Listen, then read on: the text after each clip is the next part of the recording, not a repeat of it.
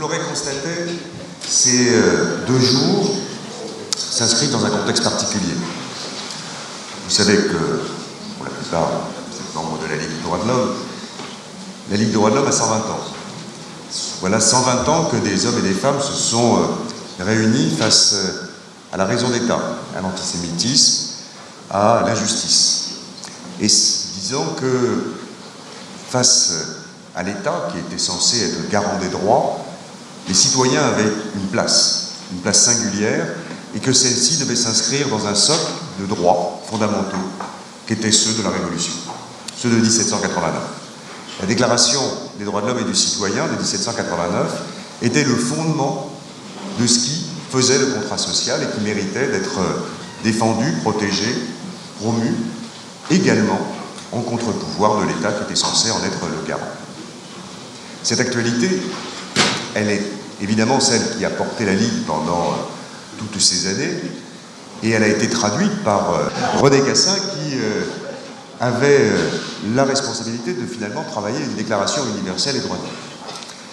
Et je n'oublierai pas surtout aussi Eleanor Roosevelt, qui présida le comité de rédaction de cette déclaration universelle des droits de l'homme et qui permit par ses capacités diplomatiques et ses capacités politiques à le faire adopter par l'Assemblée générale de l'ONU, toute neuve, qui, sortant de la guerre et de la barbarie nazie, souhaitait affirmer un avenir positif, un avenir fondé sur les droits. Cette déclaration universelle des droits de l'homme, nous en célébrons donc cette année les 70 ans. Et c'est vrai qu'on peut commémorer à la fois nos 120 ans, à la fois la déclaration universelle des droits de l'homme, comme des belles bâtisses, comme des éléments fondateurs historiques, datés, passés, dépassés. Et parce que nous sommes inscrits dans le doute, dans l'humanité, dans celle qui se construit, nous avons pensé important, parce qu'elle était aussi attaquée, d'assumer l'interrogation de savoir si nos fondamentaux étaient encore pertinents. Et assumer cette question était déjà un choix politique. Interroger l'universalisme des droits, savoir si c'est une universalité, c'est-à-dire une construction, ou si il y a en effet à travailler avec le monde d'aujourd'hui, à de nouveaux droits, pouvaient être posés. Et ces 2 jours visaient à s'interroger ensemble pour savoir si quelque part nous nous étions trompés. Hélas, non. Évidemment, ces textes sont datés, sont localisés et sont porteurs de leur histoire, de leur conception. Mais il n'empêche qu'ils ont été construits dans une humanité qui s'inscrivait à la fois dans son présent et dans son futur. Et que, bien sûr, elle était imparfaite, excluante, oubliant des populations, notamment et premièrement les femmes, mais aussi d'autres catégories d'humains qui n'avaient pas les mêmes droits. Sauf que les principes et les valeurs qui ont été portés étaient ceux qui sont encore aujourd'hui d'actualité. En revanche, comme toute construction humaine, elle doit être réinterrogée, réappropriée, éventuellement adaptée aux éléments du monde d'aujourd'hui. Et donc, nous avons essayé pendant ces 2 jours d'en interroger donc d'abord les principes, l'opportunité, ensuite de voir les éléments qui, évidemment, sont ceux qui sont la plus forte critique, l'effectivité des droits. À quoi sert de proclamer quelque chose qui n'est pas mis en œuvre? Et donc de ceux et de celles qui venaient protester pour dire « vos droits sont intéressants, mais ils n'existent pas ». Et donc les miens doivent être d'abord défendus, et vos textes ne sont donc pas universels. Et puis ensuite de voir s'il était des thèmes qui méritaient d'être mis à jour. Parce que, nous l'avons vu dans les tables rondes de ce matin, les questions des nouvelles technologies, les questions des techniques de communication, les questions de l'environnement viennent en effet interroger des droits qui aujourd'hui ne sont pas forcément juste pour prendre en compte ces difficultés. Alors pendant 2 jours, nous avons commencé donc la première matinée à nous réinterroger avec François Julien sur cet universel. Et je ne sais pas si, comme moi, vous avez apprécié son intervention didactique et claire, proposant finalement que, en effet, celle-ci, Elle a été pensée en Europe, elle a été pensée avec un temps et un rapport de force sociale, mais que l'universel qui en découlait s'inscrivait dans une ambiguïté fondamentale, avec ce qu'il appelait le sens faible, celui de la généralité, et celui du volontarisme, du sens fort, de la nécessité. Et au travers de son raisonnement, il nous a montré que, oui, ces droits pouvaient clairement être universels, mais dans un universel à construire. Évidemment, à chaque fois, à réintroduire, à reposer et à poser comme un horizon. Mais à côté de cela, il affirmait bien que, dès le départ, ce texte était, et ces textes et ces volontés, étaient radicales, elles étaient rebelles. Elles affirmaient que, évidemment, elles partaient de l'idée que le tout n'était pas atteint, que cet absolu des droits n'était pas atteint, et qu'il convenait à chaque fois, avec l'humanité tout entière, de le recomposer. Et que l'universel, donc de fait, était un régulateur aussi dans les rapports sociaux. Donc cet idéal, il est à la fois un outil, à la fois un concept, et il oblige en effet à réaffirmer ces minimums. Nous pourrions débattre en effet sur les exemples qu'il a pris. Daniel Le Chacq y réagit. L'émotion n'est pas la même, en effet, face à des événements que nous considérerions comme indignes, comme insupportables, comme même illégaux, selon l'endroit où on est. La violence faite aux femmes, la mort, la peine de mort, les éléments fondamentaux de l'indivisibilité des droits civils et politiques d'un côté, des droits économiques et sociaux et culturels de l'autre, ne sont pas portés avec le même regard selon les territoires. Mais il n'empêche que les textes et les droits de l'homme, les droits fondamentaux, sont inaboutis, certes, et ne doivent pas évidemment s'inscrire dans une logique d'hégémonie politique, mais au contraire être dans une démarche d'universalité, donc un mouvement qui doit éviter deux écueils. Celui évidemment de réaffirmer une domination. Nous avons raison et vous ne pouvez que accepter ce que nous décidons. Et de l'autre côté, le relativisme. Et ce qui était intéressant dans son approche, c'était en effet celui qui était de faire un pas de côté et de regarder comment, d'ailleurs, cette perception occidentale était perçue. Et il a bien pointé, en effet, une vision relativiste, ou en tout cas une vision différentialiste, qui posait, à travers la logique d'harmonie, et notamment de la puissance chinoise et de la pensée chinoise, que nous avons complété aussi avec la réflexion indienne sur cette même approche, pouvait interroger sur comment construire cet universel dans lequel l'individu est véritablement libre et égaux en droit et en dignité. Avec Daniel Le Chacq, nous avons été évidemment là plus dans l'effectivité du droit et dans cette règle des droits de l'homme qui sont évidemment normatives, qui sont des règles de droit les mêmes pour toutes, mais évidemment abstraites.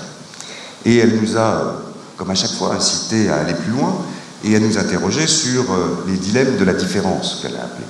C'est-à-dire comment, face à l'ineffectivité de ceux-ci, il ne fallait pas pour autant revenir sur l'universalité qui était factuellement prise à défaut, mais qui devait répondre à une injustice qui est perçue, portée par des groupes humains, dans lesquels cette égale dignité n'était pas effective. Alors après, nous avons évidemment les débats qui divisent le monde politique, le monde associatif, le monde antiraciste notamment, de comment traiter cette diversité culturelle, comment traiter cette diversité sexuelle, comment traiter cette diversité religieuse. Faut-il simplement additionner? Évidemment, nous tombons dans d'autres choses que l'universel, ou au contraire, essayer de voir comment des phénomènes de rattrapage, des phénomènes d'égalité peuvent être portés, tant bien même ceux-ci seraient émanants de groupes identifiés que l'on peut en effet trouver impertinents dès lors que l'on les traiterait de prime abord de communautaristes et donc illégitimes à porter une parole collective. Et c'est vrai que c'est toujours cette difficulté que nous avons. Comment prendre en compte la diversité, comment prendre en compte l'inégalité entre les femmes et les hommes, comment faire des politiques de rattrapage, comment faire des politiques qui sanctionnent les injustices, mais aussi qui rattrapent et qui mettent en effectivité cette égalité.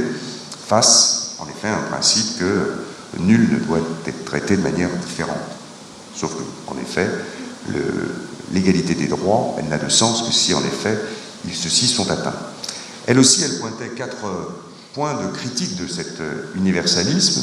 Le souverainisme, évidemment, qui est naturellement en pointe aujourd'hui. On voit que chaque État, d'ailleurs la conclusion de Patrick Vivray mériterait d'être éclairée de cette réflexion sur le souverainisme national qui porte des valeurs contradictoires à l'universel. Donc là-dessus, j'allais dire, notre opposition est simple.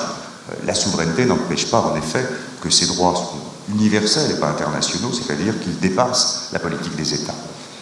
Sauf que ce n'est pas forcément évident et que même à gauche, ce débat entre ce souverainisme national et des droits universels, des droits fondamentaux qui s'imposent au-delà même de la souveraineté populaire et de la souveraineté des États est une interrogation constante dont on peut voir dans certaines applications des interrogations. Le second, évidemment, que nous avions pointé déjà, le néocolonialisme par cette politique d'importation, de guerre des droits de l'homme, lorsque nous venons avec une morale porter la contradiction, voire la guerre, au nom des valeurs qui sont les nôtres. Elle a pointé le troisième comme étant l'islamisme, et c'est vrai que le débat de l'islam politique et le débat du terrorisme qui le complète vient frapper la perception, évidemment en France, de la laïcité, comment nos religions sont indépendantes de l'État et en même temps sont dans l'espace public, mais au niveau mondial, en effet, comment elle vient interroger la liberté de conscience, la liberté individuelle, la liberté du culte, avec des éléments qui sont pour nous fondamentaux, l'égalité entre les hommes et les femmes, et également le rapport du collectif, la famille notamment, par rapport aux individus. Et aussi, évidemment, la place de la religion elle-même dans l'espace politique. Et enfin, le dernier point qu'elle signalait était le danger du confusianisme, enfin les confusions, d'être dans le confusion, donc derrière cette tendance au relativisme.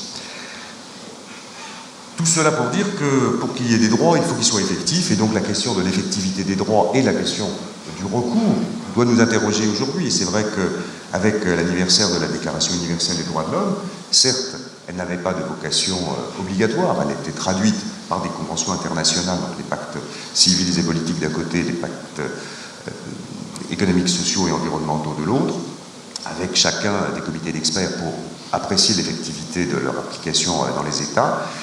Aujourd'hui, des individus continuent à être dans des États qui piétinent, sont clairement dans l'indifférence finalement de ce qu'ils ont signé en étant membres de l'Organisation des Nations Unies. Donc cette question d'effectivité, nous l'avons demain et nous l'avons aussi aujourd'hui avec comment rendre cette Déclaration universelle des droits de l'homme et des droits de l'homme effectif. Ensuite, donc, nous avons été dans le débat des deux angles qui nous semblaient importants de pointer, qui venaient contester l'universalisme au motif que certaines dimensions étaient non prises en compte. Le féminisme et les femmes, évidemment, viennent interroger aussi l'universalisme avec la question de savoir si les femmes sont partout, totalement libres, aussi bien dans les espaces publics, mais aussi dans l'espace privé. Et là, on voit bien que dans l'effectivité des droits, nous sommes particulièrement en discussion avec, évidemment, d'autres pays, mais aussi au sein même de notre société. Et où nous voyons où l'espace privé devient de plus en plus normatif, avec une intervention publique de plus en plus forte, des fois totalement légitime lorsque l'on est dans les violences conjugales, par exemple. Mais dès lors, après, dans d'autres domaines, peut-être plus interrogatifs. Quel est finalement l'espace privé? Est-ce que c'est au niveau de la famille que celui-ci doit se poser? En tout cas, elle aussi, avec Valentine Zuber, nous voyons que la question des religions et des femmes, avec la question de l'islam, venait percuter aujourd'hui à la fois des choses qui paraissent simples, la liberté de conscience, la liberté individuelle, et en même temps des aliénations acceptées ou subies, ou tout simplement des systèmes qui imposent un patriarcat, qui imposent une vision paternaliste, qui empêche évidemment l'émancipation. Et que le débat de la laïcité, disait-elle aussi, et on partageons l'approche, n'est pas l'anticléricalisme. Elle est évidemment l'anticléricalisme lorsque celui-ci intervient dans l'espace public et qu'il est écouté par la puissance publique. Mais qu'en revanche, son organisation mérite en effet d'être interrogée à l'égard des droits, et la question du sexisme et de l'approche sexiste, machiste de certaines religions doit au contraire, à travers la laïcité, nous permettre de promouvoir l'émancipation, et que la lutte contre le fondamentalisme, d'où qu'il soit, et du patriarcat, où qu'il soit, doit être faite. Mais que, et c'était avec la transition que nous avions fait avec Nassira et Djerassi, c'est interroger avec. Comment on construit des droits avec? Des droits octroyés, des droits imposés, ne sont pas des droits partagés. Et que, justement, si l'on veut des droits qui soient véritablement universels, il faut en effet qu'ils soient compris et assumés par tous. Et donc, évidemment, elle nous a interrogés, et elle est intervenue sur ces questions de l'intersectionnalité. Politiquement, il faut être clair, qui était, nous, le débat que nous avons à la Ligue des droits de l'homme, et avec nos amis d'autres organisations, c'est ces groupes racisés, ces groupes de femmes exclusifs, qui viennent interpeller l'espace public et considérer qu'elles ont une parole spécifique qui est en critique même avec les mouvements féministes généraux ou les mouvements universalistes. Et que le risque, que nous avons tous pointé, et que Nassira n'a pas forcément n'a pas eu le temps d'aller plus loin, mais ce sera certainement un des thèmes à avancer, c'est comment on évite pour autant l'éclatement, la concurrence. La concurrence et des visions qui, pour ne pas rendre invisible le combat des femmes noires, prenez comme exemple ici les femmes musulmanes aussi, est à la fois portée dans une effectivité et dans des combats communs. Et donc cette question de l'intersectionnalité est clairement un des sujets aujourd'hui que nous avons en débat avec nous. Ensuite, donc, nous étions ce matin avec des champs nouveaux du droit. Et c'est vrai que la question des sciences, la question du transhumanisme et des dangers d'une gouvernance algorithmique totalitaire, avec Christophe Abbas, qui pose évidemment un universel qui se construit, mais avec ce que nous disait au départ François Julien, celle d'une uniformisation. Et d'une uniformisation par la normalisation. Alors, si cet universel, évidemment, et je crois que c'est ce qui a été un peu le fil rouge de ces 2 jours, se construit, il n'empêche qu'il doit rester dans une définition et dans sa contradiction avec cette singularité. Ce qui nous appelait à faire dans cette éthique du dialogue, c'est éviter, en effet, l'atomisation sociale. Et par essence, et par conséquence, plutôt, la baisse des libertés collectives. Cette réflexion, en effet, mérite d'être posée. Et dans la DUDH, c'est sûrement aussi un des points qu'il faut compléter dans les droits. Comment on se protège de ce qu'il a pointé de manière un petit peu rapide, je crois, mais ce droit à l'oubli, ce droit à l'anonymat, ce droit au secret, parce que l'espace public n'est pas l'ensemble de l'espace humain. Et l'humain peut-il être que public? C'est sûrement une des questions qui doit nous interroger, puisque, avec la lutte contre le terrorisme, nous voyons que nous avons des poussées répressives, sécuritaires, de surveillance, qui amènent au contraire à se mettre à nu de plus en plus devant la puissance publique, lorsque ce n'est pas fait de manière spontanée par les réseaux sociaux, en imprévoyance des conséquences et des exploitations que cela a.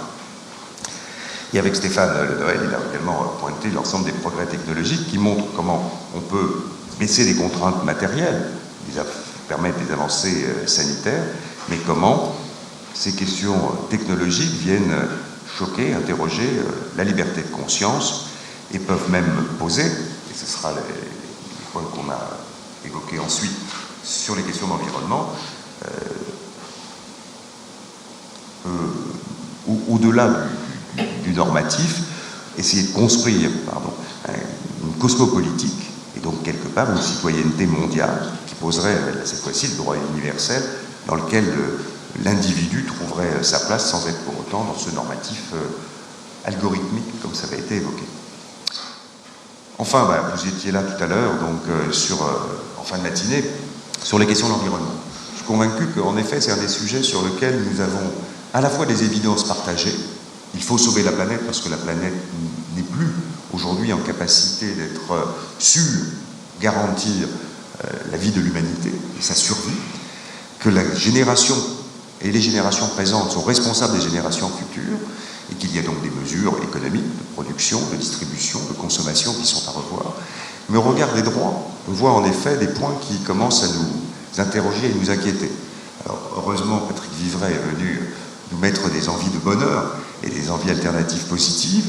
Il n'empêche qu'aujourd'hui, on voit poindre des approches malthusianisme, ça a été signalé par Stéphane, que donc, quelque part, pour pouvoir garantir une humanité future, peut-être qu'il y ait des humains qui auraient moins le droit d'être parmi nous que d'autres. Que le monde qui se développe, il y a celui qui est déjà développé et celui qui se rattrape. Et dans cette planète dans laquelle nous devons vivre, il est encore quasiment une majorité d'habitants de la Terre qui n'ont pas accès à des droits fondamentaux. Je pense à l'eau, je pense à la nourriture. Après, on peut rentrer dans d'autres besoins, même si l'aspiration semble commune, d'aspirer à un monde de consommation, ou en tout cas un monde de minimum de survivance pour pouvoir le garantir. Donc, pour nous, défenseurs des droits, cette question de jusqu'où protéger la planète sans pour autant porter atteinte au droit, à la liberté d'être soi-même, et comment la génération présente peut être éventuellement contrainte par les générations futures, risque de venir se poser, avec là encore, des questions de domination, puisqu'on voit bien que le monde est injuste entre les puissances qui vivent sur la planète, que ce que l'on impose à des pays encore en voie de développement, même s'ils sont fortement développés, je pense à la Chine, ils ne le sont pas sur l'ensemble de leur territoire, et nos pays occidentaux qui, eux, sont plutôt à être dans une logique de décroissance. Donc il faudra voir comment on travaille, nous, là-dessus, sur ces questions d'équilibre entre le présent et le passé, et entre les pensées du monde. Et notre principale interrogation, c'est véritablement, pour que les droits soient en effet universels, c'est comment avoir des droits partagés par l'ensemble des habitants de la Terre. Et cette conception de droits des habitants de la Terre oblige à penser un espace de citoyenneté, un espace de démocratie mondiale, que le système de représentation étatique, donc international, est aujourd'hui sous des influences économiques qui ne sont pas forcément ceux des intérêts des populations qui sont censés représenter. Donc la question pour nous de la Ligue des 120 prochaines années sera évidemment de maintenir notre défense des droits fondamentaux, de leur universalité, mais également de la défendre au regard de la citoyenneté. Et cet enjeu de la citoyenneté est certainement celui le plus fort, parce que nous n'avons pas comme rôle de construire une alternative politique. Nous la voyons bien, elle est nécessaire. Elle est nécessaire pour organiser la vie de la cité et pour porter du sens. Et qu'il y ait des hommes et des femmes qui se présentent au suffrage, puisque c'est quand même le système démocratique qui est aujourd'hui le système le plus sécure en termes d'égalité des droits, garantie de l'égalité des droits. Et donc nous avons simplement à être en vigilance, en alerte. Mais pour ça, il faut que nous aidions, et ce sera là-dessus que justement avec Miguel Benassayag, quand il va arriver, on devra s'interroger sur ses voies et moyens, et sur comment construire ces espaces de citoyenneté.